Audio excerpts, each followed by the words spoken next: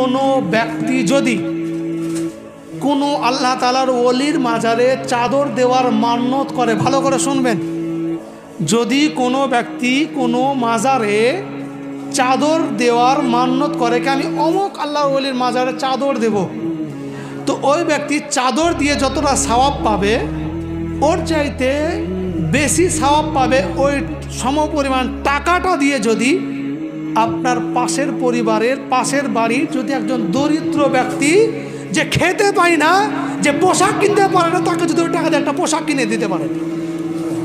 বুঝতে পারলেন? মাজারে চাদর দেওয়া দরকার নাই, নিয়ত করেছেন, নিয়তে সব আল্লাহ দিবে, ওই টাকা দিয়ে একটা গরিব মানুষকে একটা পোশাক কিনে দেন।